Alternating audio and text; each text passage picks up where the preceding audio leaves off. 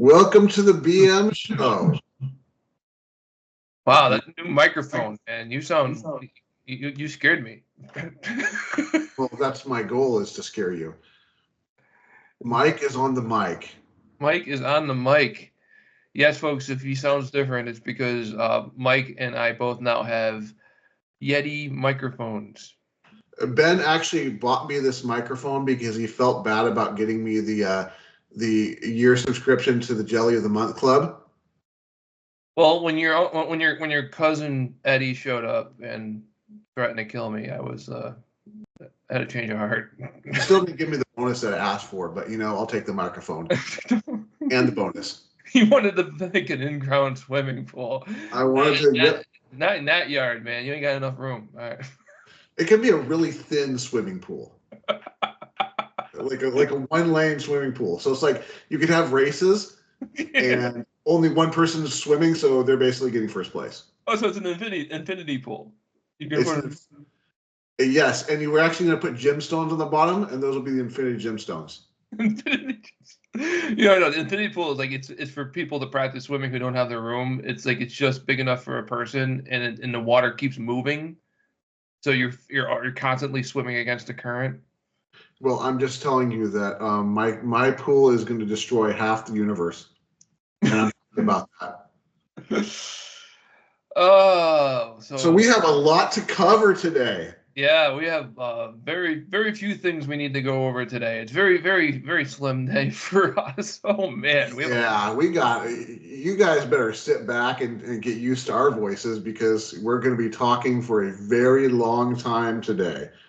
Mike was telling me. So, how long is this mix of mic ticks going to be today? You're saying 25 minutes, and that's if you can scale it back. I'm going to try to keep it under 25 minutes, although I don't have a guarantee of that. Oh, man. So I got to go find something to watch while he's talking about We're going to see what happens, okay? So I'll watch an episode of Alf while you're talking about it. It's going to be an exciting time. I can guarantee you that.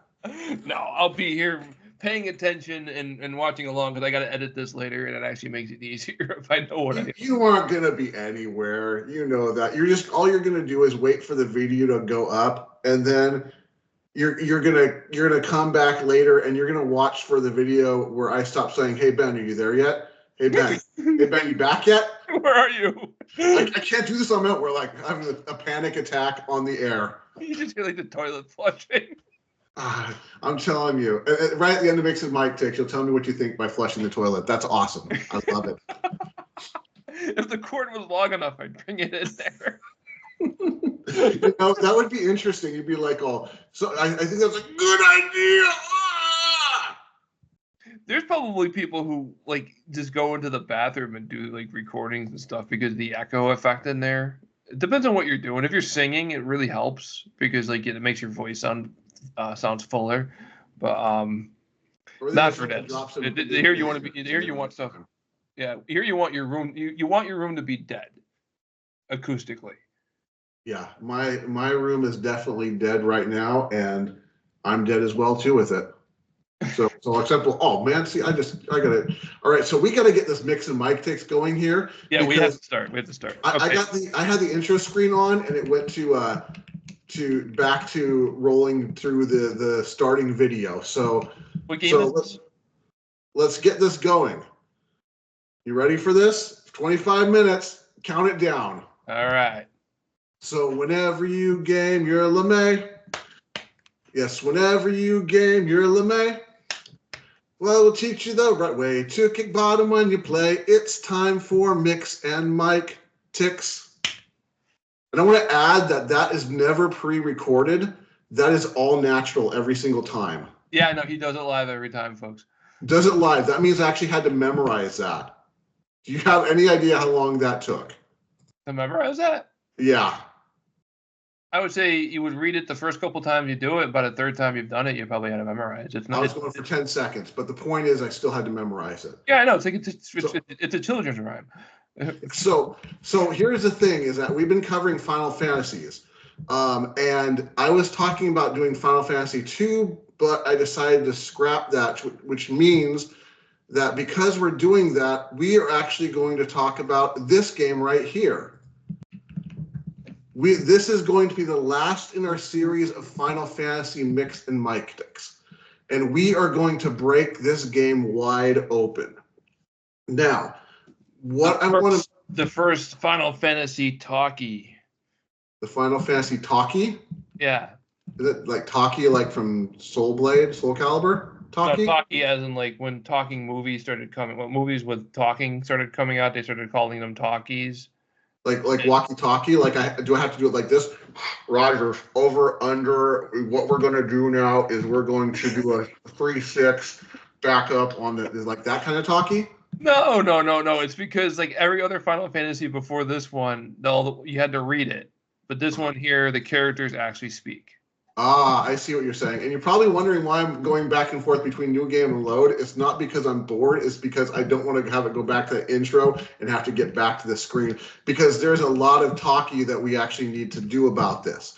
And I'm just going to go to the load screen so that we're away from that screen.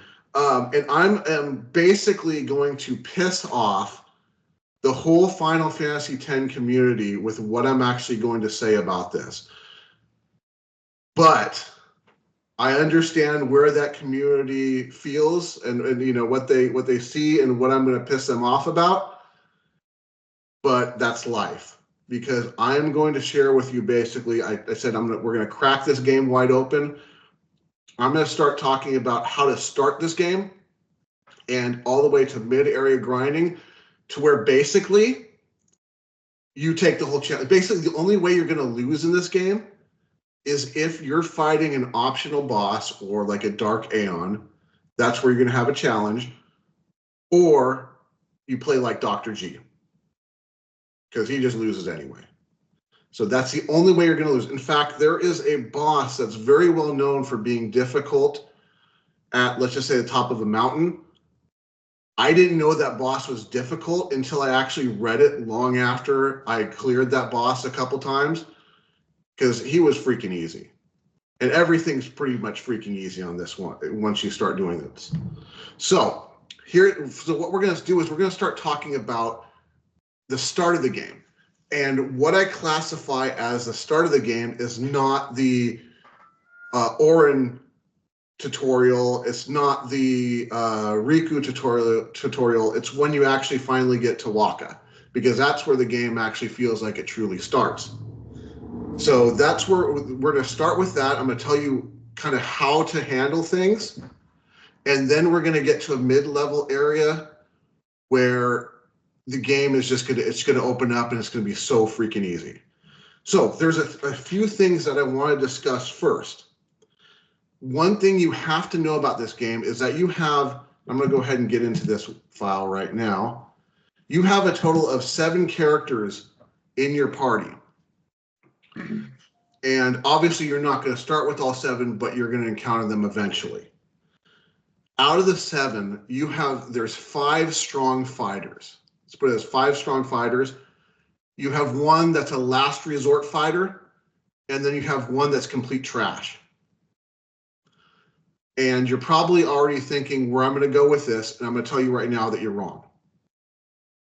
So each of the fighters, the 5 strong fighters, technically there's 4 types of enemies. Well, there's 5 types of enemies you have to look for. And each one excels in beating that specific type of enemy. So Tidus is good with, like a lizard, wolf, smaller enemies.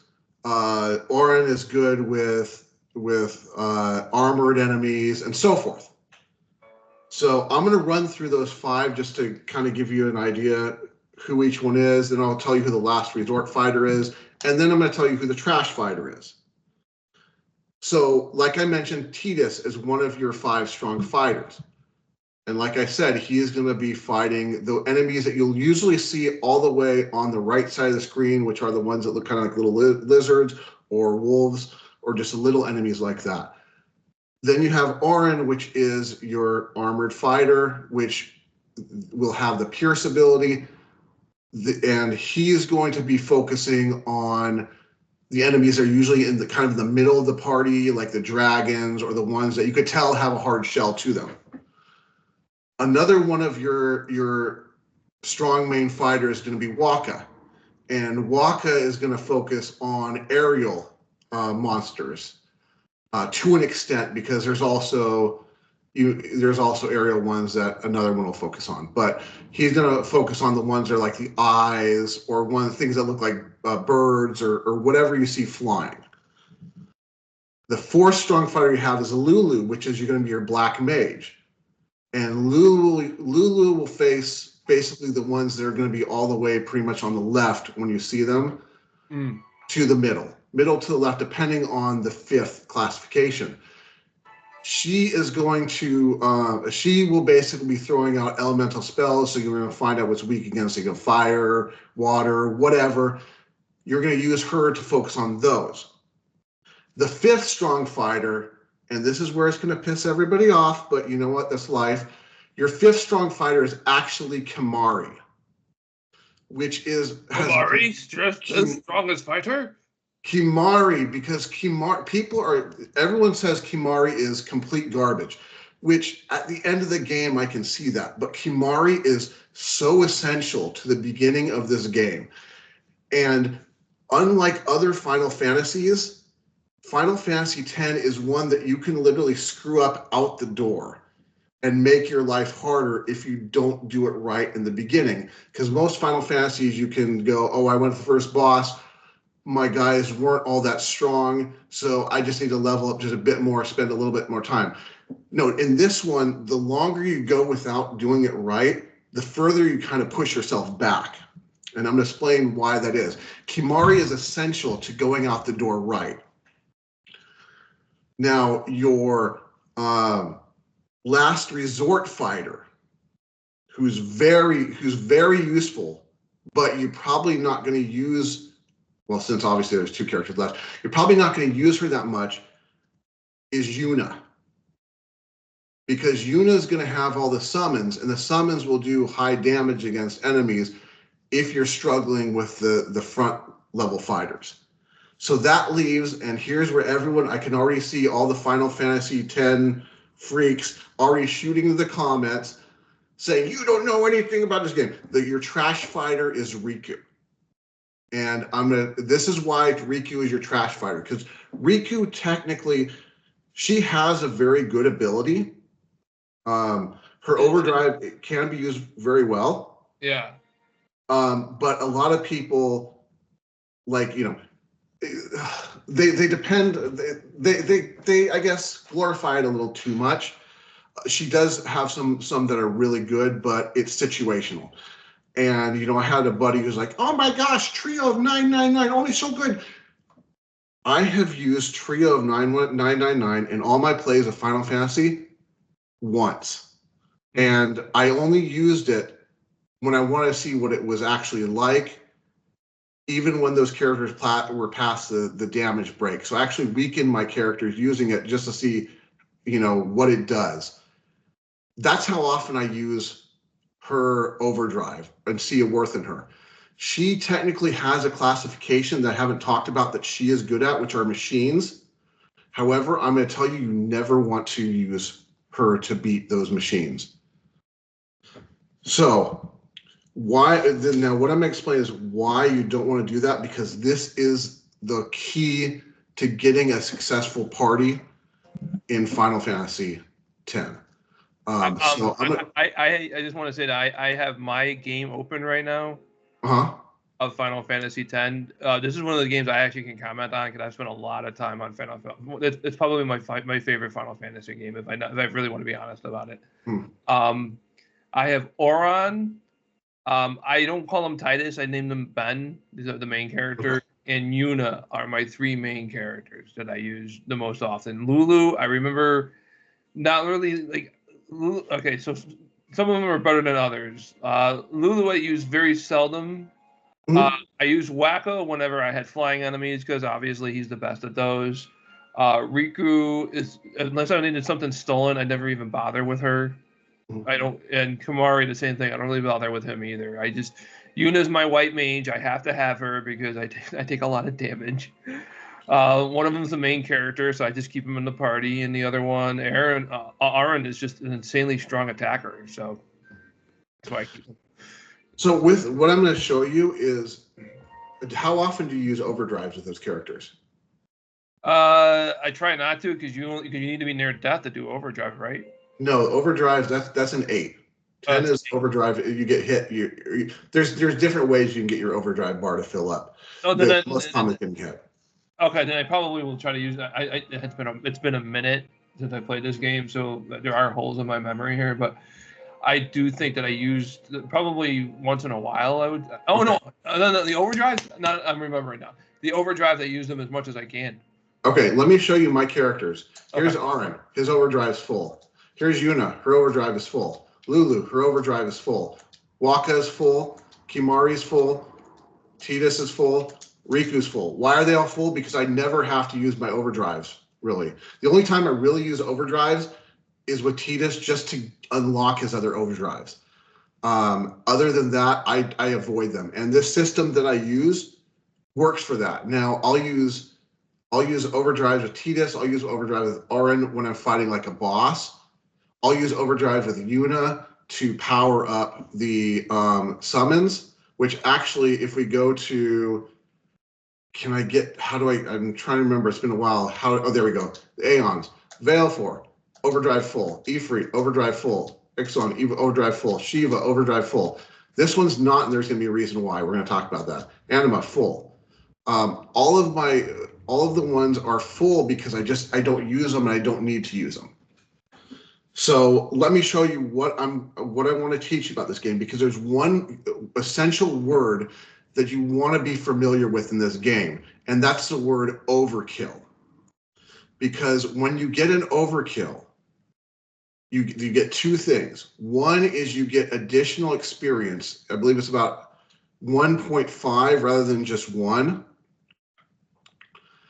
And you also get double drops. So getting an overkill is basically a free boost to your characters that will get them leveling up faster and faster. And the sooner you start getting overkills in the game, the faster you're going to level up, because you're going to keep getting those overkills.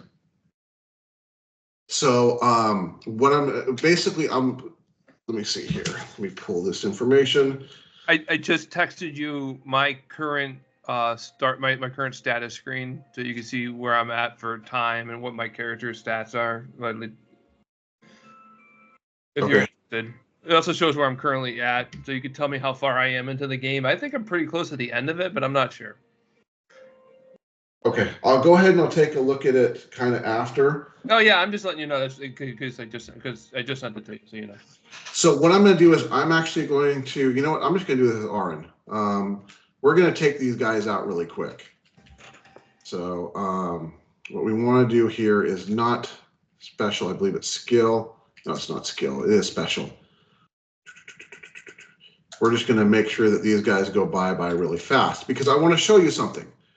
So I'm just attacking with Aaron in this. I have 6 other characters that are doing nothing in this battle. With Final Fantasy, you're used to the characters in the party getting the experience. Final Fantasy X doesn't do that. As you saw, I overkilled all 3 of them, which is what you want to do. Okay. Now, if you look at it, I think it was too fast for me, but I think Aaron should have been the only one that got experience on it. So in Final Fantasy X, whoever takes part in battle will get the experience.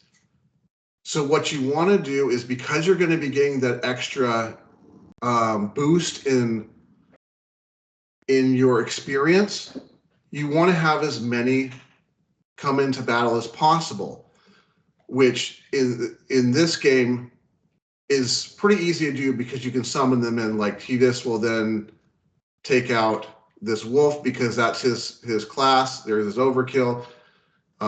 Then we can have Waka come in and take out one of these bugs, and so forth. Okay. But the thing is, unless I'm wasting turns doing something like casting a spell or whatever, I have to do an action with each one of these characters to get them to get the experience. So at this point, I've had 3 people attack. If I have a 4th attack, I can take out that machine, but not everyone's going to get experience. So what's the best way to do this? It's actually quite simple. So as long as the character has an action within the battle, then they'll get the experience. So far we've had Tidus, we've had Waka, and we've had Kimahri battle. It's a Lulu's turn. I want Lulu to get the experience, but I don't want to cast a spell on that machine to kill it. So what do? As easy as this. Defend. Bring in Yuna. Defend. Bring in Riku. Defend. Bring in Aaron. Kill. All 7 characters got in action. All 7 characters will now get the experience for that battle.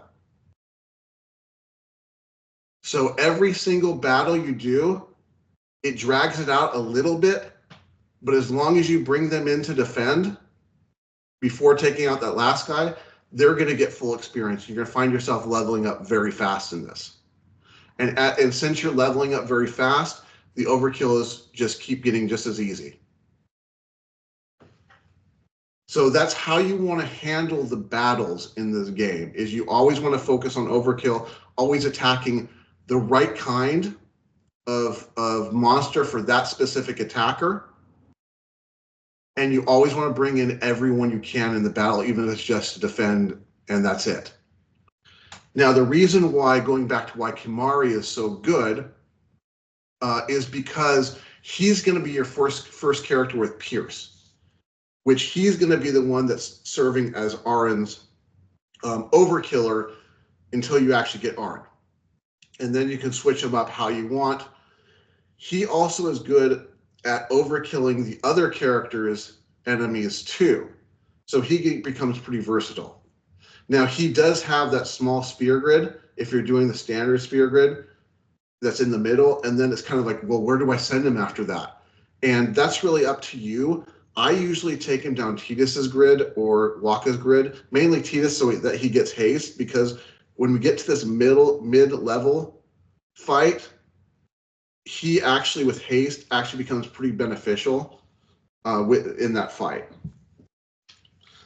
Now, another thing you want to do in the very first area, the village where you start, you're going to want to hang around there for a while and just kind of grind, because you're going to want to stack up on ability spheres. The reason being is because you'll get ability spheres there, but the next few areas you go to, you won't see them for a while.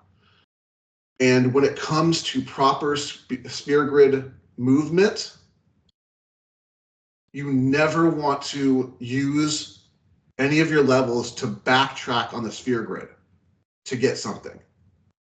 You always want to keep moving forward, because it's a waste of experience to move them back. Now, there are some sections where you can move them forward and then back again. That's up to you. But the less you do that, the further you're going to push yourself towards the end of their grid, and the more powerful your character is going to get.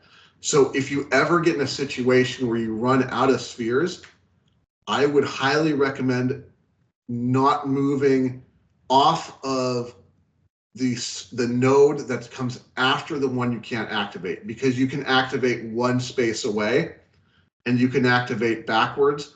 But once you move off that node that's after it, you will have to backtrack to get it. So that's a good time to pause on the sphere grid and wait until you actually get the spheres that you need to unlock it. And while you're doing that, you're just basically getting more experience for that character. So once you can move off of it, you'll be able to move them further and power them up anyway. So those are the basics for starting this game. So remember, you want to overkill everything. You want to defend in battle with everybody, or at least the ones that aren't attacking, so that they get the experience. Stock up on those ability spheres when you can, and don't do anything that will cause you to move back on the sphere grid just to get something that you missed earlier. And there's a reason why. We're going to talk about that one in a second. I do want to explain something with overkill. That the way overkill works, if you're not familiar with the way overkill works, overkill is not like a situation where you have an enemy that is down to 1 hit point and you do 9,999 damage to it. That doesn't score an overkill, but you can get an overkill if, say, you're fighting something that has 4,999 hit points and you do 5,000 damage. The reason why is the way that overkill works. Overkill is its own tier. So a monster could have 5,000 hit points, but their overkill tier is 2,000. So if you get them down to 1 hit point, you hit them for 1,500, it's not an overkill.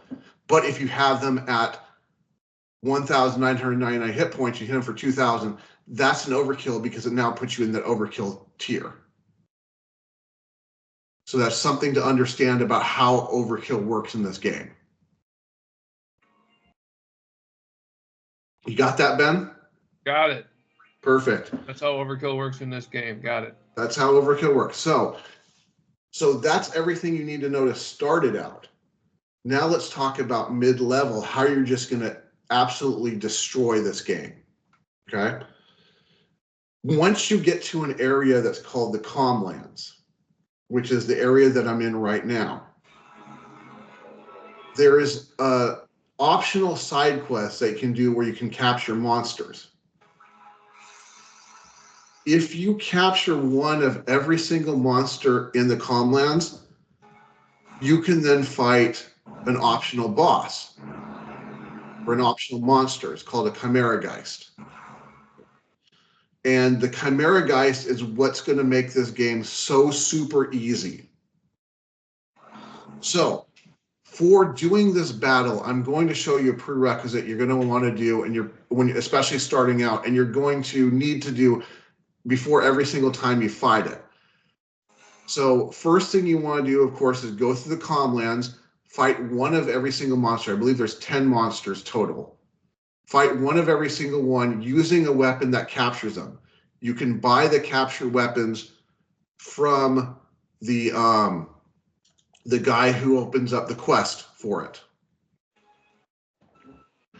Okay, so once you have all those monsters, he'll give you the option to fight the Chimera Geist. First thing you're going to want to do is you are going to want to summon Bahamut. Be out in the field. You want to do a fight with Bahamut out. So what you'll do, basically take down all the monsters except for one, like I'm doing here. I left one monster. And you're going to want to, where is it? You're going to want to go ahead and boost so that he gets more overdrive. So I'm going to go ahead and boost and let this guy hit me. And I have to keep doing this. This is going to take a while. Sorry about this here. Because we want to have Bahamut with the full bar. Everyone else is irrelevant.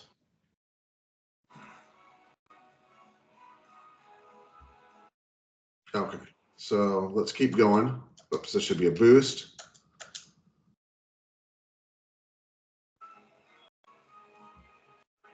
I can hear the music of your version, by the way. Yeah, I'm playing. I was just playing because I figured you're talking about it, so let's get some music in there. I just went to a battle, and I don't know if I did good or not because I haven't played this game in a long time. This is literally my save from PlayStation 3. It carries over to the PlayStation 5. Nice. Yeah. So are you going to now try to put everybody in the battle to get them all experience? Sure. If I start playing this game again. That sounded convincing. Yeah. So we've almost got Bahamut's bar up. Once we get it up, we're just going to smack this guy and basically kill him. We don't need him anymore. He serves no purpose to us.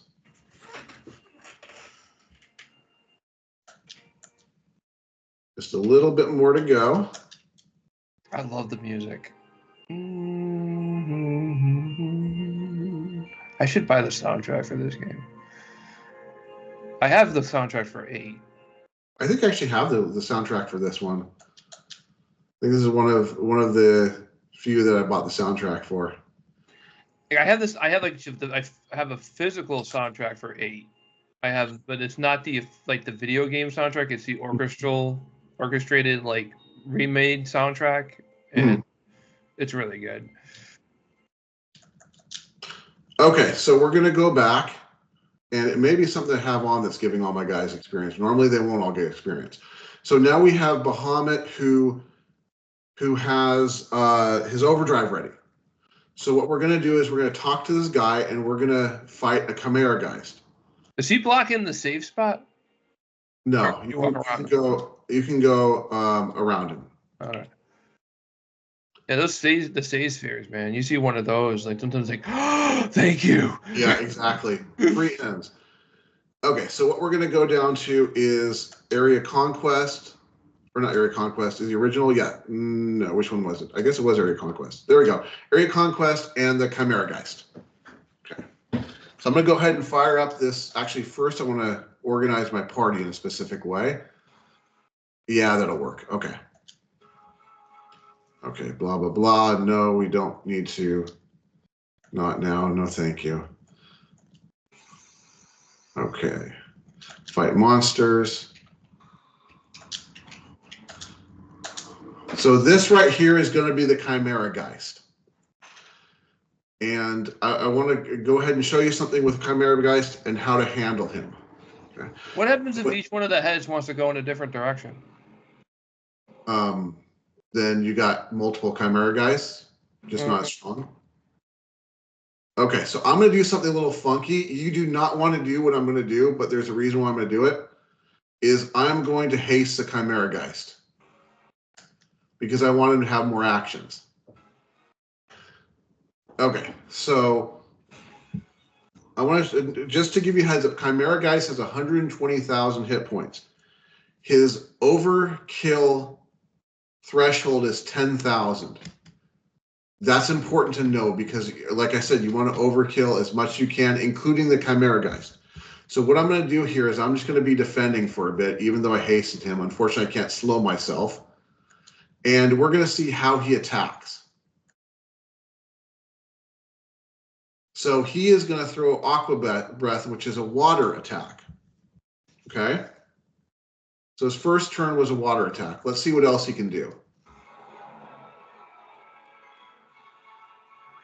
Jeez Louise, this thing's huge. So now he's throwing a fire attack at me. So he did a water attack, then he did a fire attack on me. Now we're just going to keep going. We're going to block a little bit more. And now he's throwing an ice attack at me. So far he's done a water, a fire, and an ice attack. So let's see what he does next. I'm summoning Zion right now. So now when he comes out, that's so cool. So now he did a physical attack on me. So he's done a water attack, he did a fire attack, he did an ice attack, he did a physical attack. Let's see what he does next.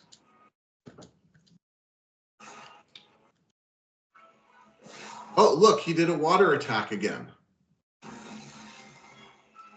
So let's just see, let's go one more round, let's see what he does. So he did a water attack, a fire attack, an ice attack, a physical attack, and then a water attack again. And I have a feeling he's going to do a fire attack. Oh, look at that, he did. Chimera Geist is a circle in his attacks. He will do a water, he will do a fire, he will do an ice or a lightning attack, one of the two. He will then do a physical attack, and then he'll start with water, then fire, then ice or lightning, and keep doing that. So this is where you want to get your calculator handy. You could do this with your head if you wanted to, but you want to get your calculator handy because you're going to want to type in his hit points of 120,000. And your goal is to get him down under about 20,000 when you first start fighting him. So the best thing to do when you fight him is start with a party that would be like Tidus, Riku, and Yuna. And hopefully Tidus will have haste all by the time you get to him because If you're doing all those overkills, you're going to be pretty much at the end of, if not the end of your character's sphere grid by the time you get to the calm lands and by the time you get to the situation. And is very beneficial in this fight to have haste on Yuna, at least. So when this battle starts, because this is a circle in the way that he attacks, we don't know what his first attack is going to be. So what you want to do is, first action is going to be to cast haste so that it hits Yuna. Then you want to take Yuna out as quick as you can so that you can start doing some damage or wasting turns with other characters. But make sure before you get to the boss's first attack. So like, I'm going to go ahead and I'll bring Waka in for a second. So let's just pretend I cast haste on Yuna, which I didn't do. I'm not going to bring her back in right now to do that. So we're just attacking and so forth, doing as much damage, calculating on the calculator. Once it becomes one attack before the boss, you want to bring Yuna in. This is on the first turn. And then for that attack, you're going to want to summon one of them. I recommend summoning Valefor. And what you're going to do is attack with Valefor to find out, and basically do an attack with Valefor, and then let him show you what attack he's going to do first. And let Valefor die. Because once you know what that first attack is, you know what the next attack's going to be, and so forth. So you know if he throws out a water attack, you know that his next attack is going to be a fire attack. Now, because you know that, you can set your party up to not take damage from him. Okay? And what you'll do is once your summon goes down, you'll come back into battle. Yuna will be in. You can take her out, but make sure you bring her back in, because what you want to do with Yuna is going to have some white magic spells that are beneficial. Null Blaze, Null Shock, Null Tide, and Null Frost.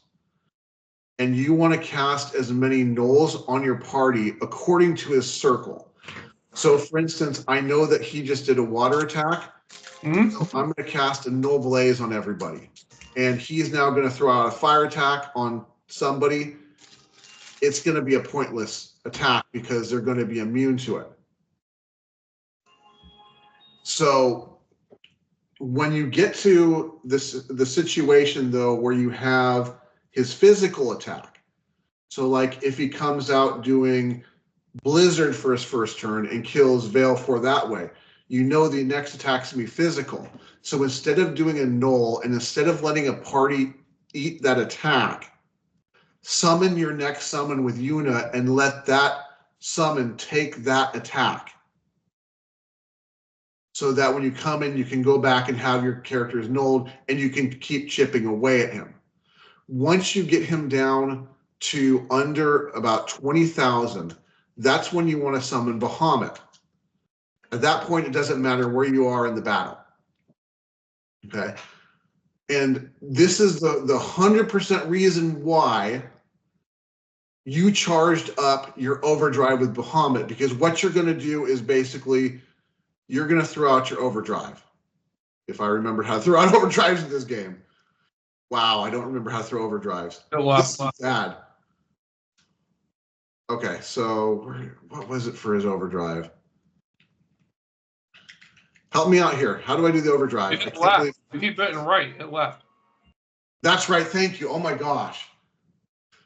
So throw out his overdrive. And this would probably do at least, usually about 23,000 when you've got Yuna towards the end. And that will be an overkill on Chimera Geist. Now, what we're actually doing is we're not fighting Chimera Geist for experience. We're fighting him for something else. We're fighting him for these. They're called return spheres. And what return spheres actually do is return spheres will take you back to a node that you've activated before.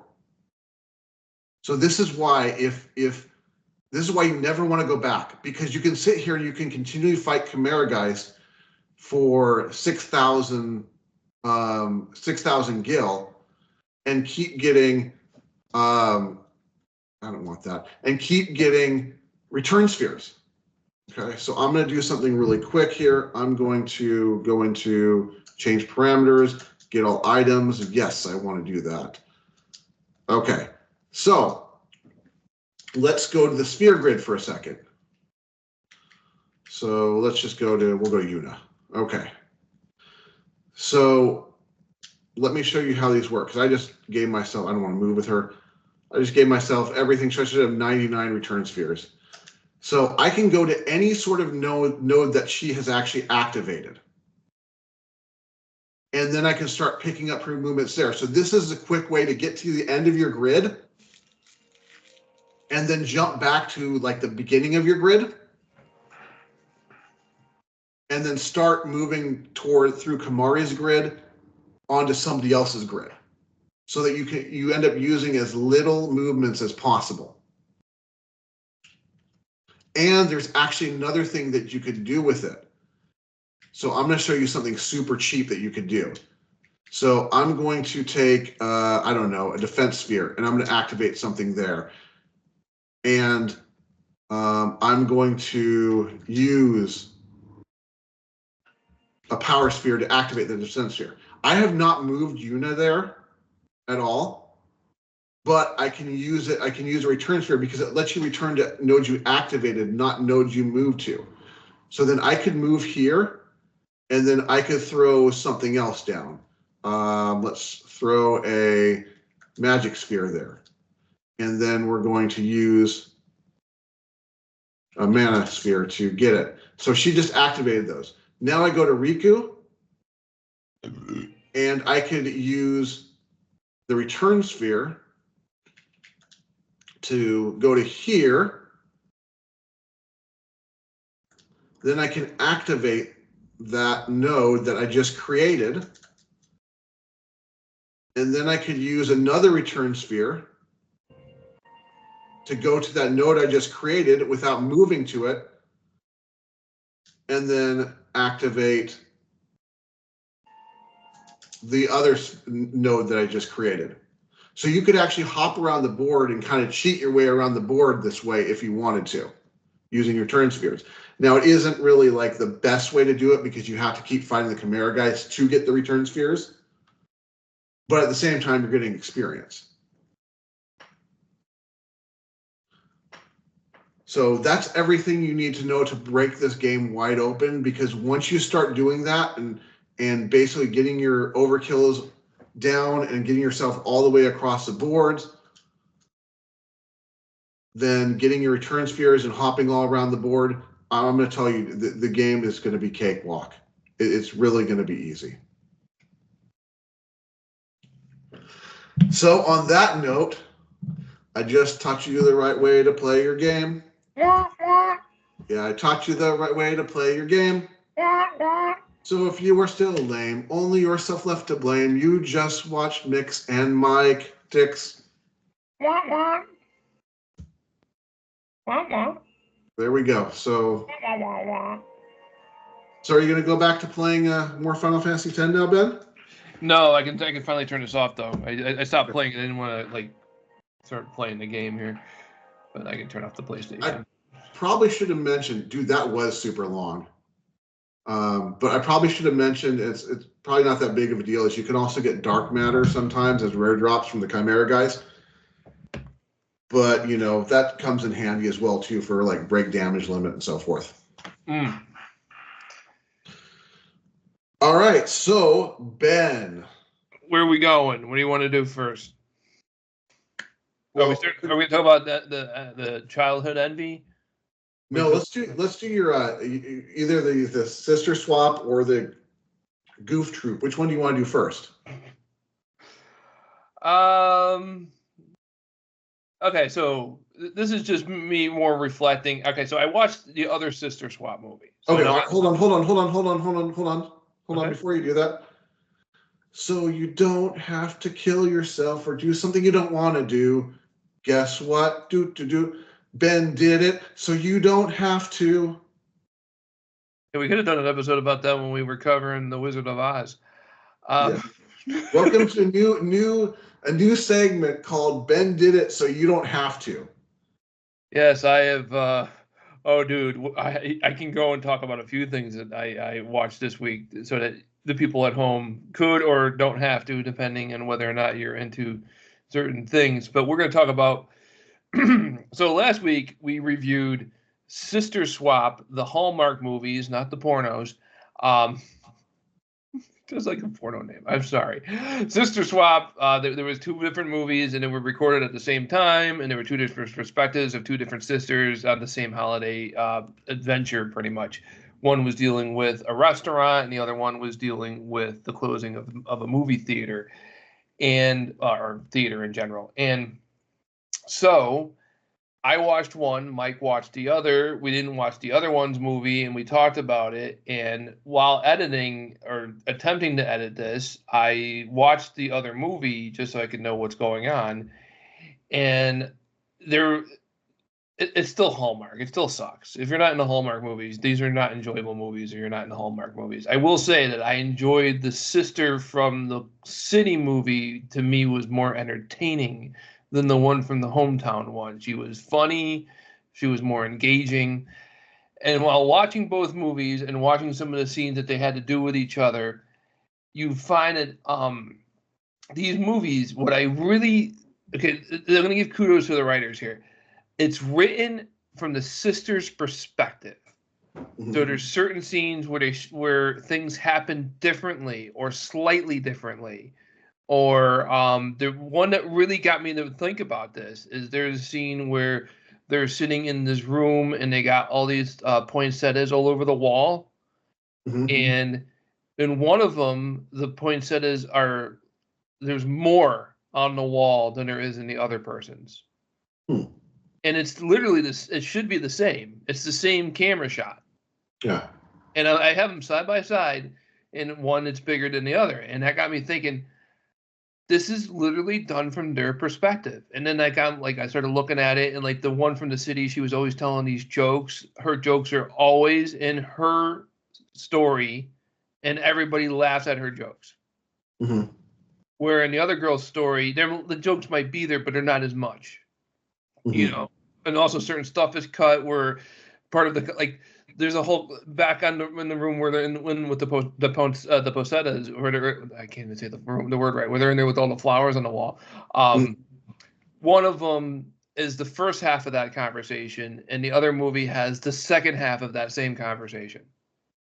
And it's weird shit like that. And it's like I like that so much that to me it almost makes up for the fact that these movies are Hallmark movies and they're kind of like very plain. They're very plain. They're very plain. There's no. I mean, it happens in Utah, for heaven's sake. There's nothing.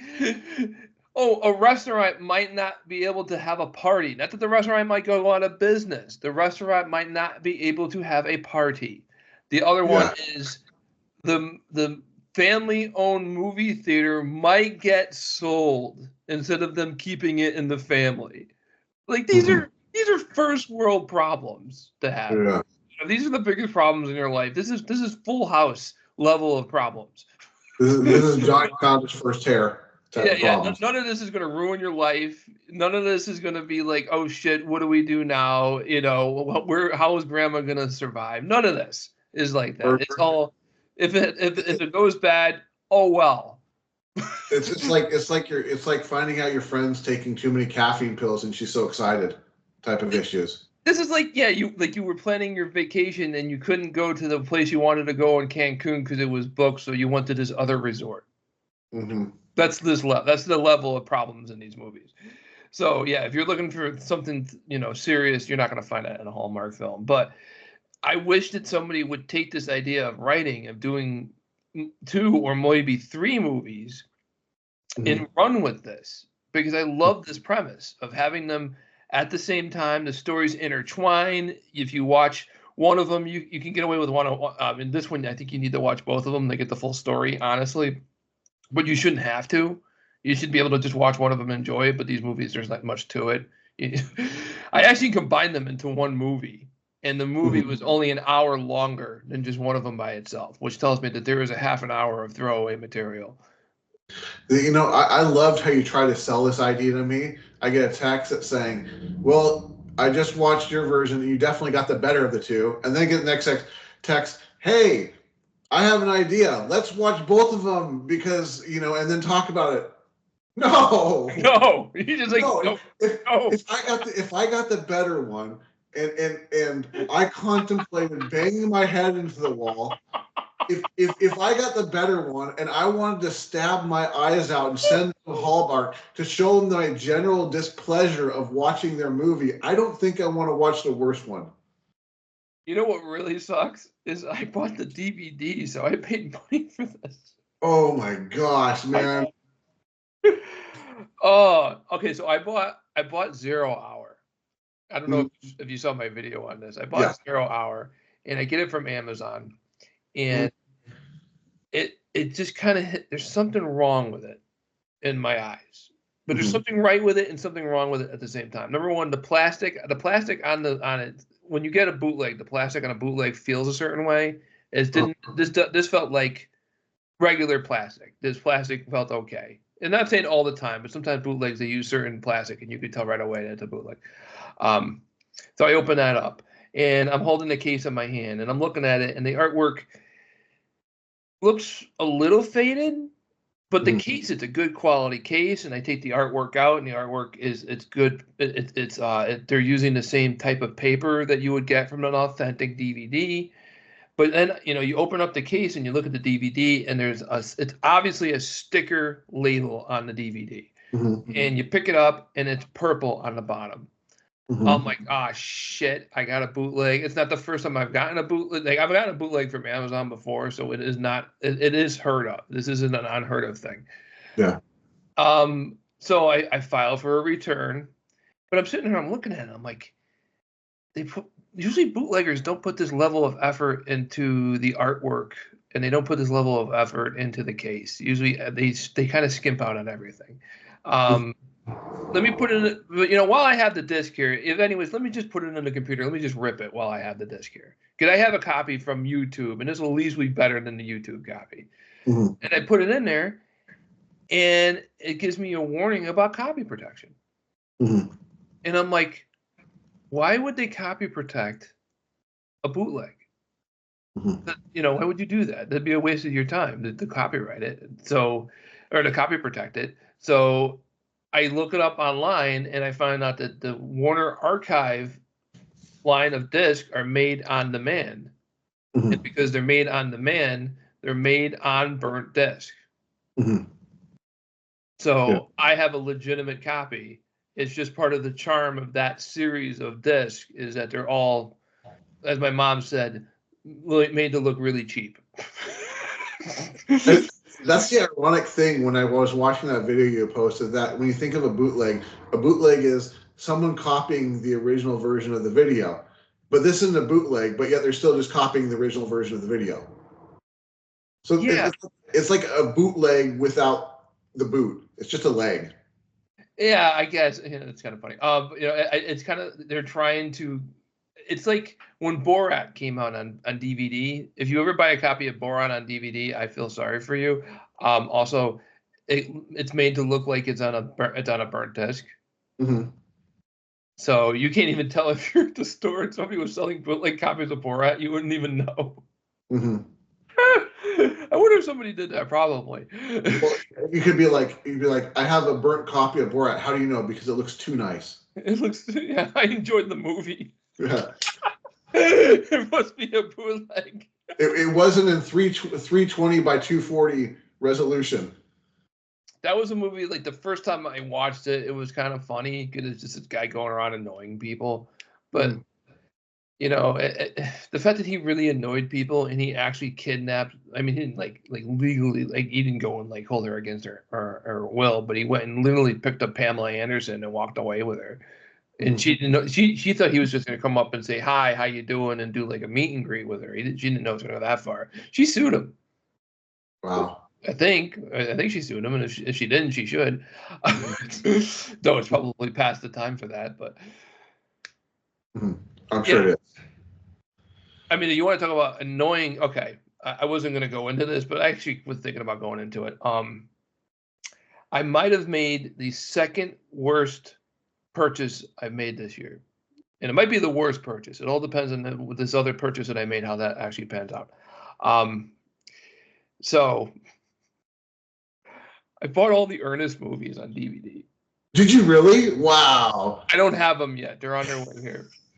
But I ended up watching a couple of them on YouTube. Okay, so let's talk about Jim Varney for a second. Jim Varney is either a genius or he is the luckiest moron. There's evidence for both. Because I think the Ernest character it really does tap into something. And this is why I was wondering if we were going to talk about the childhood envy thing that we were talking about with the gifts, because we will. We're getting there. This kind of made me envious of. I didn't grow up watching Ernest. I don't know why. Maybe my stepfather thought it was stupid, so he didn't want to show it to me. I wish I did now. Yeah. Because it's cheap and it's campy, but it's not bad. There's there's actually a moral lesson. There's it doesn't treat the audience, it doesn't treat kids like they're stupid. This is good children's programming, I think. Yeah. I was watching Ernest Goes to School. Watching that today. And in this one, Ernest is the groundskeeper at a high school, and they make a new rule that all employees must have at least a high school diploma. And of course, it's Ernest. He's a moron. He doesn't have his high school diploma.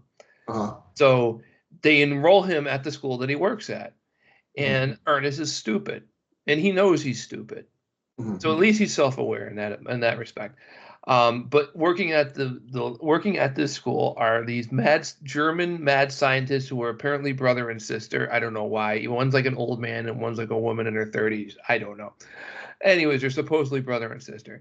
And they're working on a machine to make people smart, and they use Ernest as their guinea pig.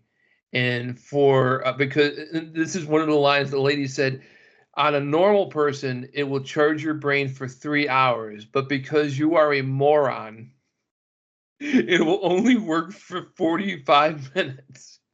Wow.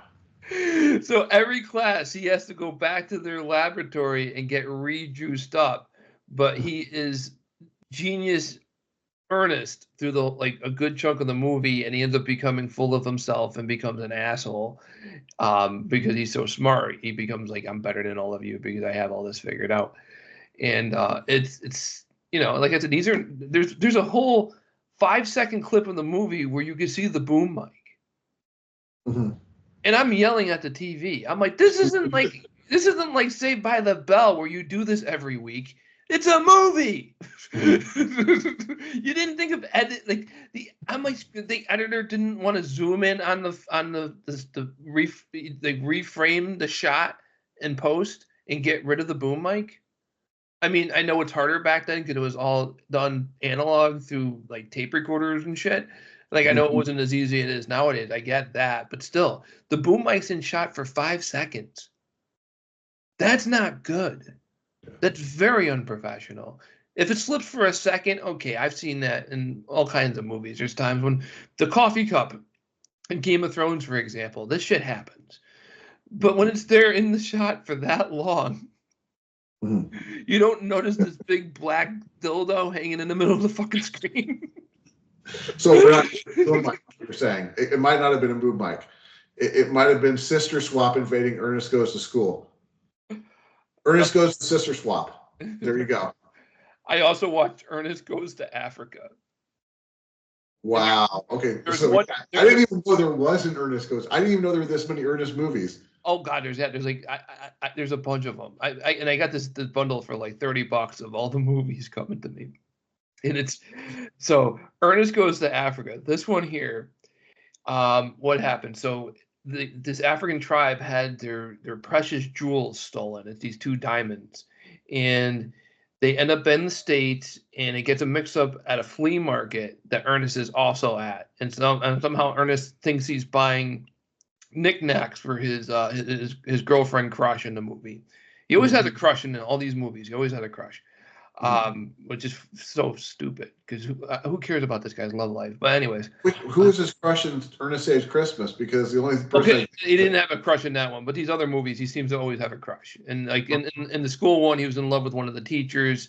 This one, he's in love with this waitress who works at his favorite diner, and he wants to impress her, and she is this nerdy girl who talk about how boring her life is, and she doesn't want to date Ernest because Ernest is also boring.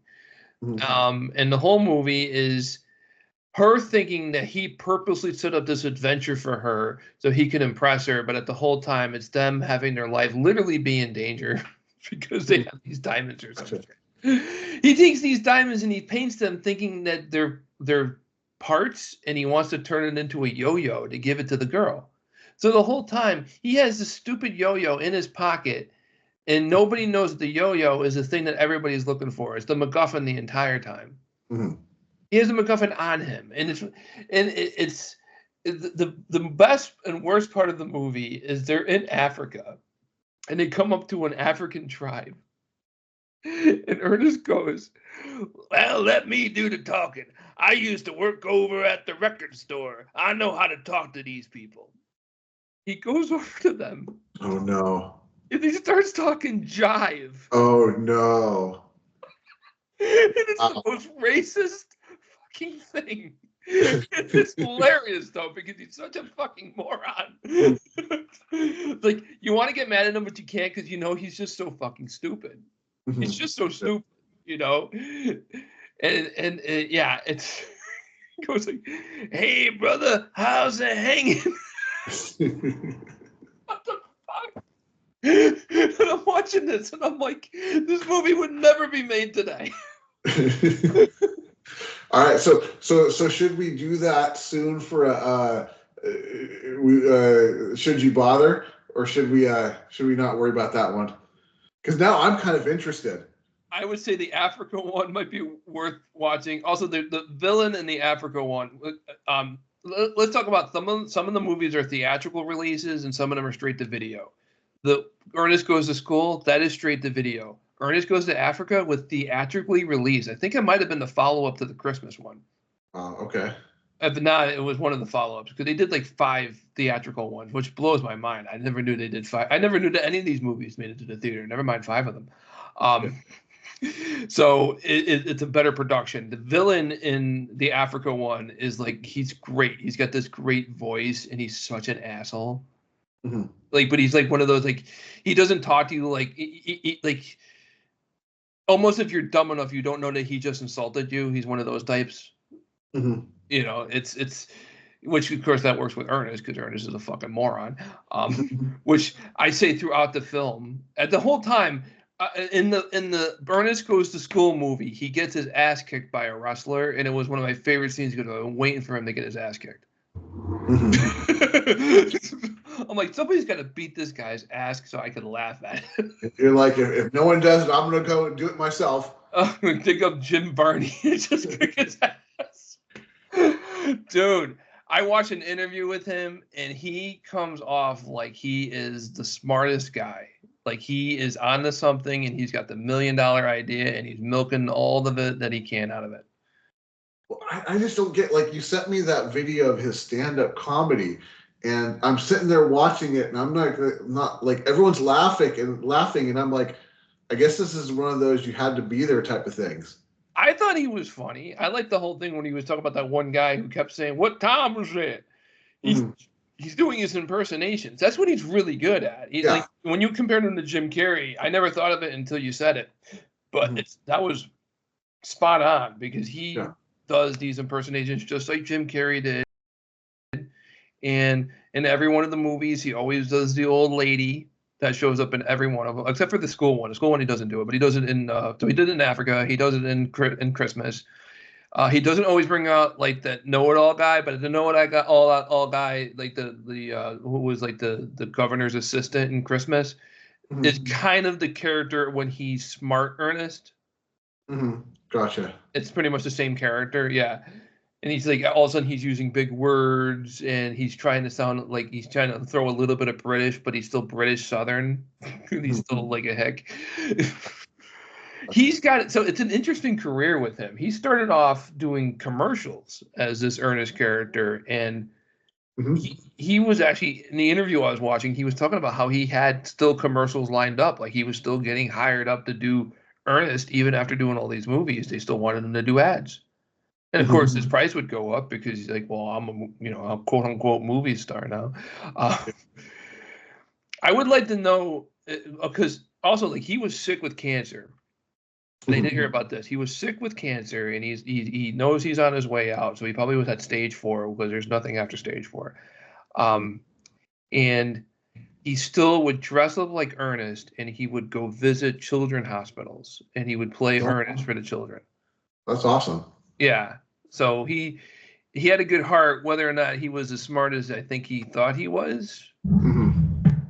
I mean, look at all. I mean, how much money did he make? At the end of the day, did he make a ton of money off this Ernest character? Did he make millions of dollars? Then yes, maybe he is as smart as he thinks he is. Because at the end of the day, what are you trying to do? Rule the fucking world? No, you're just trying to make a good money and make enough where you could have a nice, comfortable living and set your family up. That's all you want. You know? Yeah. Only assholes want to rule the goddamn world. Who the hell wants to deal with all that stress? Speaking of ruling the world, I believe you have a review of something. Is that correct? Okay. Wow, there's a lot of talking here. All right, let me get a sip of water. Okay, while you're doing that, Ben's review cauldron, and he's here to brew reviews of games that are poo-poo. Some of them are still they all suck. Yeah, they all. This one does kind of suck here. So this one here. I used to have a color computer too back in the day. My mom told me I could either have half the money towards the Super Nintendo or she would buy me a color computer too, and they were both the same price. So I took the color computer too. And one of the games I ended up getting for it is a game called Goofy Covered Government, which in itself involves buying a tape deck to go with your color computer too and learning how to deal with a tape deck now hooked up to your computer system. I ended up using that tape deck for other stuff because you could buy a microphone for it and you could record with it and stuff. I used to make fake radio shows with my cousin. I wish I had those tapes still. Anywho, Goofy Covers Government. Goofy Covers Government is a game where you are obviously following Goofy. It's more of a story than it is a game. You're following Goofy as it goes, and he's a Washington news reporter for one of the major Washington newspapers, I'm sure. And he is covering the government, and it's apparently this Washington newspaper is aimed towards children because he is learning what government does. He's not there to find out what bills were passed or who's sleeping with who or any of the stuff that people talk about now. He wants to know what exactly these guys do in their job. And you get this cassette that I'm actually holding in my hand as I'm talking to you. And one side is called The President's Job, and the other side is called Inside Congress. And each one is a different half of the game. One half, you can play them in either order. It doesn't matter. They're done like episodes. And one of them, they cover the president's job, obviously, and the other one covers what happens with Congress. And the Congress one, you're on a tour where the tour guide answers your questions, and Goofy asks dumb questions as if he was, Ernest. And Goofy, they could have done Ernest. This could have been an Ernest game. Now that I think about it. And the other one is he's going to a press conference that the president's holding. And as you're going through this, you're getting fed all this basic information about government. What, like how a bill is passed and how many senators are from each state and how representatives are accolated towards the states. That type of shit. Stuff you learn from when you're in civics class as a fifth grade civics. And the other one, they talk about what the president could do and the power of the veto and also how he's elected through the use of the Electoral College. And you're asked questions throughout the game, and at the end of it, they told you your score, and they tell you what your score was. It's a good throwback for me because I grew up with this game. and I did make a video. I was only able to get the video for Inside Congress, the president's job. I downloaded a WAV file and it's got issues, so I wasn't able to do that one. But if you go to, I believe it's my YouTube channel, which is Ben Cassette, BenCossettE, you could take a look at that. So far, I got like 30 views, and it's all green and it's black and green instead of black and white. And the graphics on it, or at the time, were awesome. Like, just think, like I'm used to seeing like little Atari guys, and all of a sudden there's Goofy in black and white, but still Goofy, you know? Yeah. So that was kind of cool. Then that's what really impressed me about the game, was the fact that it was able to show graphics of that level, from a system, the literally a system that came out in 1983, and that was only an upgrade of a 1980 model. So this was like an old computer system running this, and it was showing me better graphics than I was getting off of an Atari and early Nintendo. So what you're basically saying is this game is just a government class with a midterm and a final disguised as a game, because it sounds like you're just listening to what things do and then doing questions on it. Yes. No, that's exactly what it is. And it's copyright 1983 Walt Disney Productions. So that's when. Here's the thing about the one about the president's job. That one's so easy. The president's job. Is it during the term of this president? Yes. Then he's on vacation. What does the president do? He takes money and F's bitches. Exactly. Take money, F bitches, take money. You know the song. Not the president. So that covered that. I thought I'd be talking longer than this, but dude, we are 1 hour and 11 minutes into recording, and we haven't even got to our main topic. I think that's a record for us. I know. So with that, why don't we get into our topic tonight? Our topic tonight is called "Do Not Covet." Oh wait, we broke that one as kids. Oh, I was gonna go childhood envy, but that works. Okay.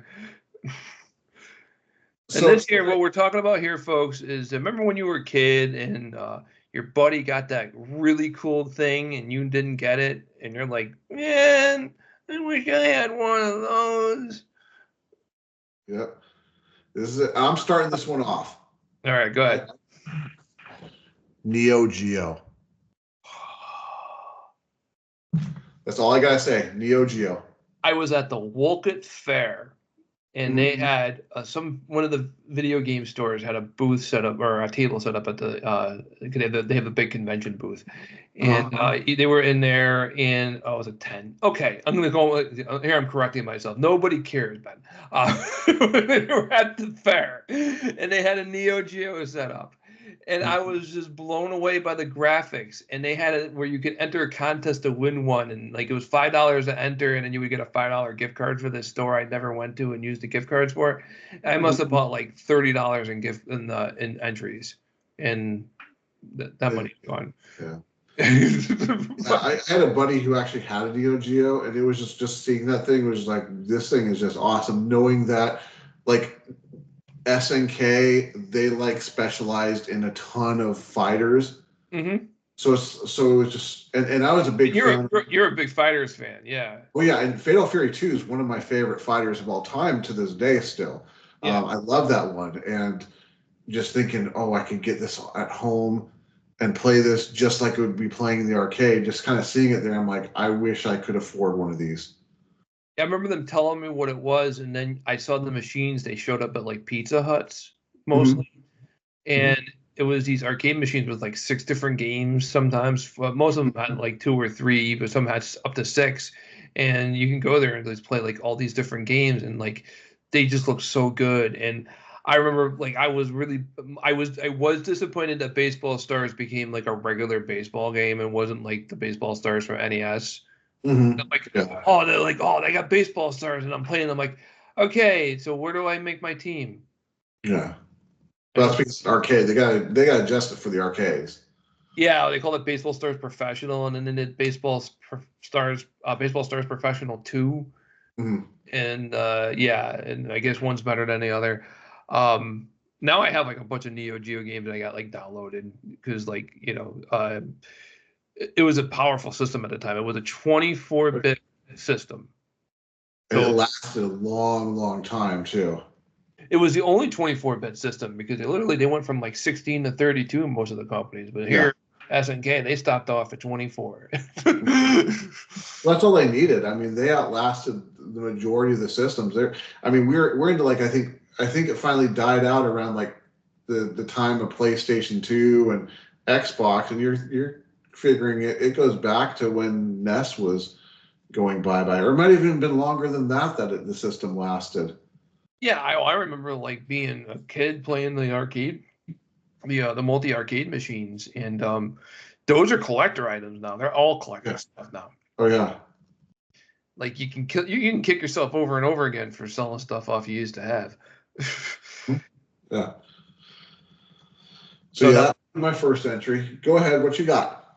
well, we're going far back here. I don't remember what this kid's name was, but I was over some kid's house. I think I was still in preschool. He had an animal from the Muppets. Yes. He had a drum set with Animal on the floor drum, and I just wanted it so badly. Mm-hmm. Wow. I've like since then I never owned that particular drum set. Figured I was a little too old by the time I got the money to buy a drum set. I owned the drum set for like a month, and that's how long it lasted before I was told you got to get rid of the drum set. You gotta stop playing. We can't take your ability to not be on beat. Oh man, there's one of the kids at the church. He has like an electric drum set, and like, he complains of like how hard it is to play, but then like how easy it is to play an actual drum set. And I just told him keep practicing on the crappy one because it's just gonna make you better. I never do that. I have an electronic drum set, and that's all I play. So I'm curious now to try an actual one. Yeah, I think with him though, I think he's playing like they got these new ones which are just sticks and you have pedals, and it's a virtual electric drum set. Okay. And the sticks determine like they have gyroscopes and how you're holding them depends on what drum you're hitting and what you're hitting a cymbal or not, and you have to like memorize where everything is. That's what I think he has. He might have an actual electric one. I'm not sure, but Okay. the closest I ever had to an electric one is I had the set that came with Rock Band. Mm-hmm. Yeah. We were trying to get rid of the Rock Band instruments. Nobody wanted them. I never even really wanted them. I've never like even seen or tried the drum set in Rock Band. I've never even played Rock Band. With Guitar Hero, the fact that I play guitar and just looking at the thing, I'm like, to me, it just looks like it messed me up. So I never wanted to touch it. Yeah, but yeah, that was the thing that I wanted. I was like, I just remember like because I was a big fan of the Muppet Show, and I was like, Animal drum set, and I wanted to play it, and we weren't like his parents wouldn't let us play it because obviously it's a drum set, and as a kid I didn't think about that these are loud as all hell. Of course they don't want us to play it, but but yeah, that's my first one. So back to you. My next one is kind of more broad, and it encompasses more than just like one friend. It's like multiple friends, and that would be the mask toys, and in particular, anything that wasn't a motorcycle. Like I know one of my buddies had Matt Tracker's car. I think he had Rhino as well too, the truck. But all I ever got because of pricing were the 3 motorcycles. That's it. I never knew anybody who had the mask toys. I knew they existed. I wanted the one that was the villain had that turned from like a helicopter to a jet. I never understood the point of that. Why are you? It's like turning from a car into a truck. It's like, what purpose are you serving? I understand that the way that helicopters and jets fly is different, but it just seems so pointless to me. It should like turn from a helicopter into a train or something. You're turned from a train into a jet. There you go. If only somebody thought about doing that and also turned into a robot. Oh man. We'll talk about that in a while. Triple changers. So yeah, but Mask was like probably the show that I loved the most. So I was really disappointed that I couldn't get the actual toys. Now, eventually, Matt, um, the Matt that's in outer space, not Dr. G, even though they sound the same. Matt bought me for Christmas probably about maybe 2001 or so. He bought me the mass vehicle that I love the most, which was Hurricane, which I believe is like it's a '57 Chevy. It was '57 or '67. Which year was the really famous Chevy? I think it's '57. Sure. Yeah, with like flames on the side of it and everything. So that's kind of one of those toys that I actually have on display still. Cool. Yeah, I have my Transformers somewhere, but then I think that's coming up later in the discussion. But I never, like I said, I never knew anybody who had mass toys. I think it was like the only person I knew who actually watched it. I think it was like, yeah, that was weird. That was one of those I don't think really count on with a lot of my friends. It didn't take off like Transformers did, but Yeah. I Mask was my big one, so I loved it. So I was at a birthday party, Mm-hmm. and the kid from I think one of his friends, or maybe his parents, gave it to him. It was one of those miniature arcade machines. Mm-hmm. You ever see what they were tabletop and they used like LED like screens, like it wasn't like the Yep. best looking thing, but Yep. they were so cool though. I think I forget if he had Pac-Man or Donkey Kong. I think he had Pac-Man, and you could just like it's the little controller and you could go around, and because it's Pac-Man, there's no button, and you just can play Pac-Man, and it was just like it looked like the front of like an old VCR with how the graphics were done, like Mm-hmm. they could never be anything else. It wasn't like a Yeah. full color screen. But yeah, that was like I remember leaving that party and like, oh man, I wish I had that Mm-hmm. because it was so cool. Like nowadays I wouldn't want to play it, but yeah, I have one of those for Tron, the little mini tabletop ones. I still have it and it works. cool. It's really cool that like I grew up with this thing and I loved it as a kid, and I could still throw batteries in and turn it on. Now I'm probably trash at it at this point, but I used to be really good at it. But yeah, You'll have to show it to me next time I'm out there. yeah, absolutely. Because I'd be interested to see that. I won't remember. You'll have to remind me. Yeah, after this episode, I'll get. I go out to see him, and Mike will show me stuff we've talked about in the past, and I won't remember any of these conversations. That's it's okay. I'll send you a picture of it after we get done with our talk tonight. Okay. Did you look at my Final Fantasy screen that I sent you? I have not looked at it. I was going to look at it at the end of the episode. Oh, okay, okay. So yeah, that was mine, the mini arcade machine. So you had one, huh?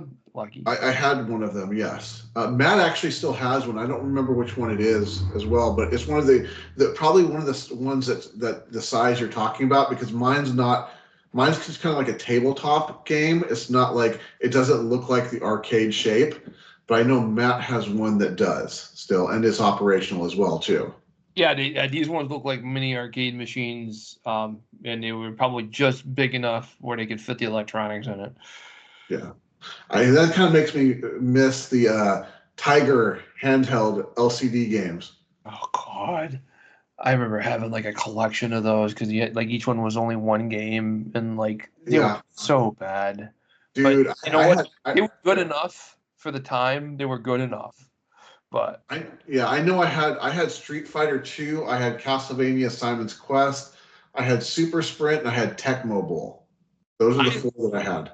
I learned to pick and choose which those games to buy, and I kind of just stuck with like I had Skeet Shoot, like simple ones. Anything that was too complicated, it was never going to play right, and I knew that. And I'm like, once I knew like how like the pretty much the limitations of it, I'm like, okay, I know like certain games don't get for this. Yeah. Well, don't get for that. They're all individual things. Imagine like you got like a bag and you're just filled with these stupid little Tiger handheld games. I had like 5 or 6 of them. Oh. I missed my Simon's Quest one. I've been thinking about going on like eBay to try to find a copy of it that's a good copy just to get it to add to my add to my collection again, because I played so much of it and I love Castlevania so much, you know.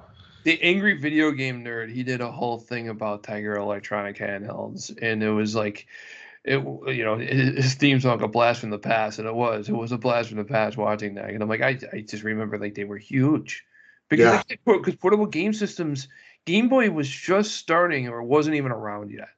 No, it was around. Game Boy changed everything. Once Game Yeah. Boy came out, these Tiger things became useless because they're like, well, I can have the same thing and also change what game I'm playing, and also I don't have to worry about like with these handheld games. You'd hold it up to the sun and you could see all the possible moves. Yeah. Well, it's all about the price point, and Tiger handheld games were pretty cheap.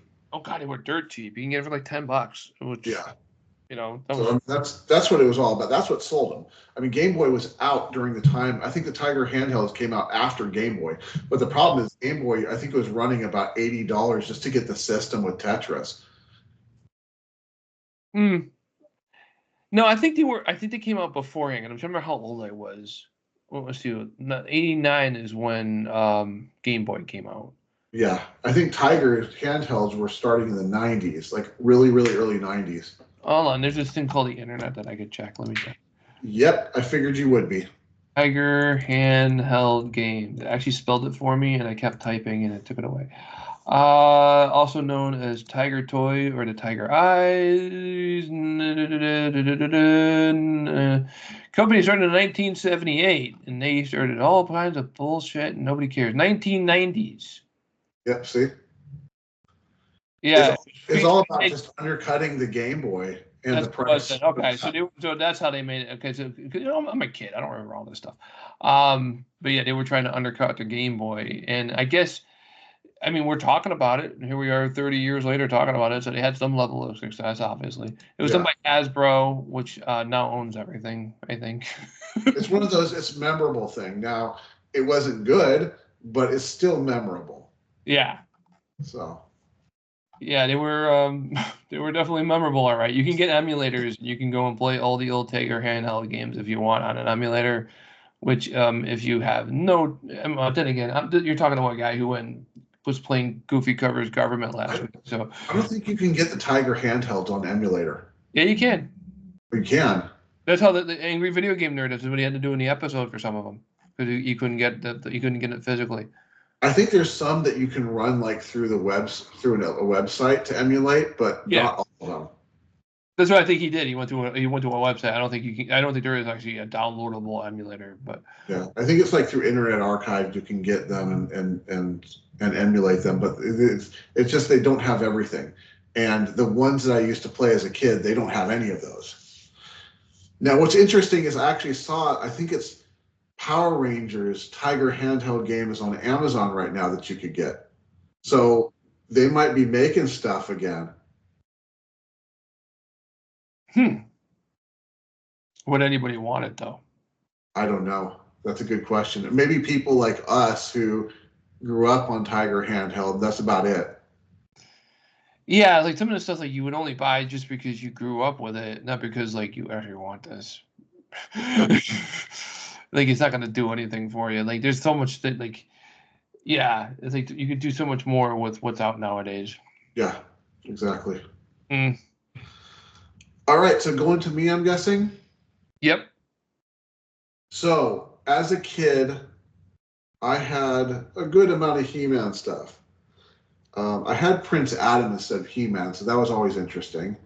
But I had Snake Mountain. Matt had Castle Grayskull. I wanted Castle Grayskull so that I could go Snake Mountain versus Castle Grayskull. But I never could get it. I know. I don't know if I had any. Oh, I did have the He-Man. I had the He-Man where if you hit the chest, it would show damage. Oh yeah, I had the Skeletor that did that.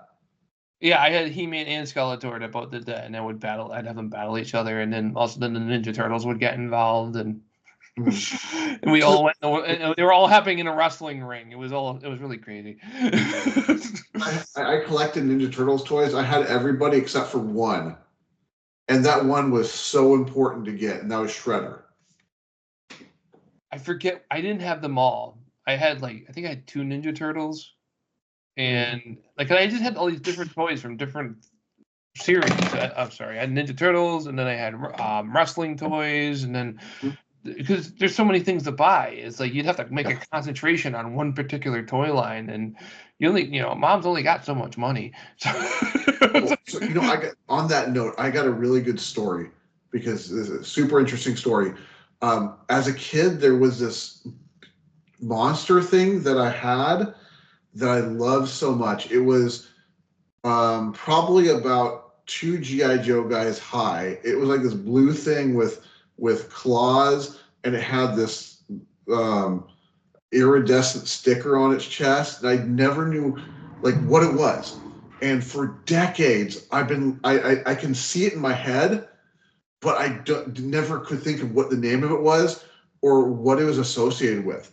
And about 3 weeks ago, I was watching videos that were like toys from the 80s, and there was a scene where that specific toy came up. And at that point, the guy said what it was related to, and he just happened to pick an image that had that figure and another figure from the series. And at that point, then I went online. It was from a series called Power Lords, and I went on just to research all of the information about it and sent a message to that guy saying, on his YouTube, like, you probably don't know this, but you just solved a mystery since I've had in the 80s as to one toy that I really love to play with, but I could not think of what it was related to. And he sent a message back saying, you know what, that made the video worth it then. And it's just so awesome to now know what that specific thing was from my past. That's like how I get in the Goofy Covers Government. I was getting the name wrong all these years, and every time I do a Google search, I find some cartoon that he did apparently covering the same topic, but I'm not finding the game I'm looking for. And I went to ChatGPT and I said, hey, this is what the game was about. It was on the Color Computer 2, and I had to use a tape to play it. And it gave me, as soon as I saw the cover, I knew it was the right one. And then the person behind you, when he got up, he went, him. Dude, you don't get that, do you? No, I don't. Oh, dude, that was one of the most classic Married with Children episodes ever. I guess so. That ruined that one. I'm kind of broken. Go look for the Married with Children, the him. Who him? Him. He hums it. Him. It's Al Bundy trying to find a specific song. And what happens is there's a scene where it came up, Al Bundy. There it is. Yep. So he ends up at one point going to this guy who's a professional at a album store, who the people in front of him and the guy's like, oh, that's blah blah blah from blah blah blah this time, and the next person and oh, that's this and that and this and from this person, and then he gets up him. And the guy's like, I have no idea. And eventually, by the end of the movie, or end of the episode, he finds it, and then something happens. But that is definitely him. It's go with him. Yes, go with but he's singing him because he doesn't know what the song is. Yeah, he doesn't know what the song is, and I remember this episode now, and I just watched a clip from it, and he's trying to and he gets pissed off because the guy doesn't know what he's talking about. Yeah, and then he finally gets the song on album, and I forget what that one guy's character name is. The one that's dating his neighbor Marcy puts his shoes up on the table where the record is and breaks it. Yeah, that was one of those shows like no one's allowed to have a happy ending. Yeah. All right, you're uh, up. there was so when I was a kid, like I used to get my actually my godmother, who's actually passed since, she, I would be getting babysat and I would hang out with her son, and her son's like, I think he'd probably be I think he's like 6, 7 years older than me, and he was collecting all the Transformers. Mm-hmm. So, but he never opened them, and I wonder what he ended up doing with them. I'd actually be curious to find out. Um, yeah, so he had all the Transformers in their original boxes, never opened, and he was just keeping them. See if you can contact him, because if dude rolls up with like a Rolls Royce, he's been doing. Yeah, I don't know how long he held. I know he went and he became a teacher. Uh-huh. So I don't know if maybe he had to sell his collection off to help pay for that or not. Mm-hmm. Yeah, because I just remember he also had like he had a Nintendo, and he had RBI baseball, and he used to beat my ass in RBI baseball because I didn't know what the hell I was doing. Um, Mm-hmm. but yeah, also he had the original Nintendo strategy guide. I forget what it was called. The black one? Yeah, the black Oh, one. yeah, the official Nintendo strategy guide. Yeah, Oh, I had that as well too. I never had one of those. I always wanted one, and he had one, and I thought that was so cool because I learned like all these tricks in Super Mario Brothers just from reading that strategy guide. Like I learned like where all the one ups were and stuff. I may have that still in storage in one of my boxes. That's I'll have to check crazy. to see if I have that. I have like a first issue of Nintendo Power somewhere. I Oh don't know. yeah, I think I have those too as well too somewhere. Those are worth money. People are like collecting them though. Mm-hmm. You want magazines are out of print. Everything, all this stuff is out of print. They Mm-hmm. don't make them Yeah. anymore. You know, Yep. it's like they're all going to go up in value because people are still going to want them. Oh There's yeah. some Richie Rich out there that wants every single Nintendo Power in his, as part of his collection. Mm-hmm. I ordered the EGM compendium, I think Uh-huh. it's, and that's coming out in February, I think, or March. Mm-hmm. And that'll be interesting. And what the compendium will be is the book itself will be a kind of a best of all the issues of Electronic Gaming Monthly. And Mm-hmm. then also I will get digital access to all the back issues. Mm-hmm. Nice. And that was my favorite gaming magazine Mm-hmm. because they were the most honest, I thought. And because like Game Pro, everything got top scores. Game Pro treated everything as if it was the greatest game ever made. Yeah. Nintendo Power tended to lean towards Nintendo stuff more than everybody else. And also, Nintendo would keep information from you until they thought it was time to tell you, where EGM just reported shit. Yeah. Yeah. They just told you the facts. And then they had EGM2, which I never read because that was more about computer games. But yeah, I saw this compendium. I kept seeing the advertisement on Facebook, and I'm like, yeah, okay. It was like $65, but my name will be in the book, and I get the deluxe edition of the book where it comes with a slipcase, and like I said, I get access to the digital back catalog, which I think to me is probably the most interesting thing because of an interesting time looking through some of those old issues. Because I used to read that magazine back to front, like Mm-hmm. there was no internet. So Yeah. this was how I got my gaming news, and I like literally I read every word of those magazines. Mm-hmm. I Yep. loved EGM. My mom paid for a subscription. It was like a very expensive subscription, if I remember correctly, compared to other mags. I think you usually get like a magazine subscription for $20, and this one was like 30 or Mm-hmm. something like that. I forget the prices, but I knew it was more than the average bear. So she was willing to pony up for it because it was my favorite. Because I'm like, well, either that or we're going to go to the newsstand and you're going to be paying full price for one of these issues every single month because I'm going to want one. Mm-hmm. Exactly. So, All right, so I'm gonna still go off of your one that you mentioned, which is Transformers. yep. My buddy had Skywarp and Astro Train, Oh. and I was like, those are two that I really want. And actually, what's funny is now I think about it, they're both black and purple. But man, I at least got the Astro Train thing fixed, and I've got Astro Train now. But those, yeah, I love those two Transformers. The coolest one I ever got is one year for Christmas.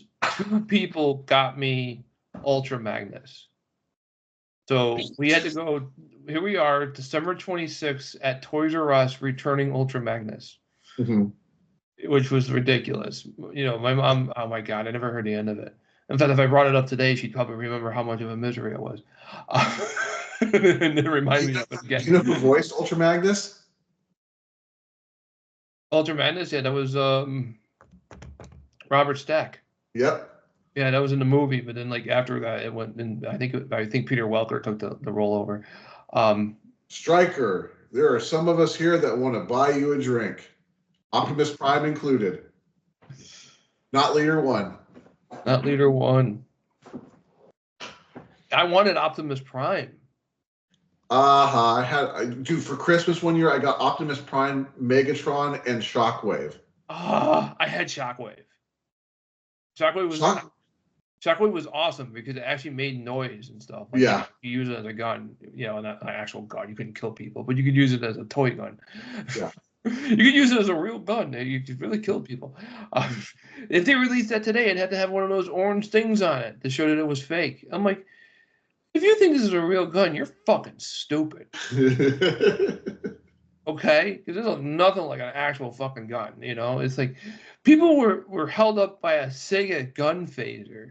I'm like, how stupid are you? The thing looks like it's from like the year 3000. It's all got the cord still hanging down with the connector on it and everything. Yeah, you can't tell. You guys are rolling a Sega Genesis system just to. He's like, I have to use it to power it. It's a real story from Brazil. Somebody in Brazil took a Sega Mega, not the Mega Drive, but the original Master System. They took the Master System light phaser, and they robbed a bank with it. That's crazy. I might be wrong. They might have robbed the store, but they robbed the place with it. Is what they did, and they thought it was real. They thought it was a real gun, and I'm like, what is he from the fucking future? You don't know what I mean, yeah, it's in the shape of one, but if you look at it, it's plastic, it's shiny.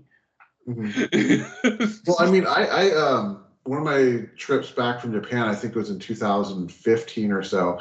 I had an experiment I wanted to do. Was I bought one of the Dreamcast light guns. So I'm coming back from Japan and I'm only doing carry-ons. So I'm now having to tell them, like, before they scan it through, I'm telling them in Japanese, you know, it's a light gun in there for Dreamcast, not a real gun. I was on my way back from Florida and we stopped over at Firehouse Subs and we ordered some food, but I also ordered an extra sandwich for me for the flight. Mm-hmm. We're going through security and they make me empty out my bag. Oh, because they want to know what this big long tube was, or this big sandwich-shaped thing. Mm-hmm. They want to know what it was. Mm-hmm. And the guy, he makes me unwrap the sandwich, and then he's salivating over the sandwich. Oh, jeez. I gotta taste it. Make sure it's not poisonous. I don't want you to feed it to somebody and kill them. Is it chicken or beef or fish? Yeah, I know. I had the fish. If you get I got the fish. Was it beef or fish, or was it chicken or fish that they were serving? I think it was either chicken or fish. I know fish is in both versions. I think they might have changed what the other dish was depending what version of the movie you're watching. Oh, that's right. I had the lasagna. Yeah, I had the lasagna. Yep. Airplane was great. Mm-hmm. Yeah, I'm trying to think of any other. I'm sure I could sit here and think of like stuff of more stuff I was envy of that I didn't get as a kid. But those were some of the ones that kind of stuck out. Especially that drum set. I've got like one more that sticks out, and yeah, I'm sure there's more for me. But my last one, my buddy had a slip and slide. Oh, my cousin had a slip and slide. I don't know why I want to slip and slide. I mean, it's just basically destroying your body sliding on it. But what he liked to do is, you remember the game Pickle? No, what's Pickle? Pickle is where you have somebody who it's like a baseball game. One person's on one base, the other person on the other, and the goal is of everybody else is to pretend like they're stealing bases back and forth. Okay. So the person will kind of lead out, and then the one of the people on the base has a ball. They throw it to the other person, and then everyone will run to try to get to the other base before the ball got there or whatnot. Okay. And he used to love to do that with a slip and slide. Oh. There's some people that they had there was a party over the summer that I could have gone to. Now I wish I did after seeing the pictures from it. They had a gigantic slip and slide set up on the side of it, like going down a hill. Mm-hmm. And I'm like, that looked like fun. That would be awesome. You were I going saw so people where they fast. do slip and slides that goes right into a lake. So it's like Crocodile Mile with a splashdown pool. Yes, Crocodile Mile. Yes, yes. Didn't they have like somebody pretending to be Crocodile Dundee was like the spokesperson or something for that? Yeah, something like that. Or like, what's the Crocodile Hunter guy? Yes, Steve Irwin. Yes, I almost said Steve Austin, but that would have been wrong. Well, you see right down here, we got one of these damn deer. I'm about to shoot the damn son of a bitch. shoot some of these damn birds here. That's the bottom line. And we're hitting our bottom line. We're about to hit 2 hours. We've been on this call. We're about an hour and 45 minutes into the program. We had a lot of stuff that we talked about tonight. I know. So we talked about swapping sisters and goofy governments and we talked about swapping sisters and swapping party members. Swapping sisters, swapping party members, and goofy governments. All that and more on this episode of the BM Show. And with that, I think I just helped my chat GPT name this.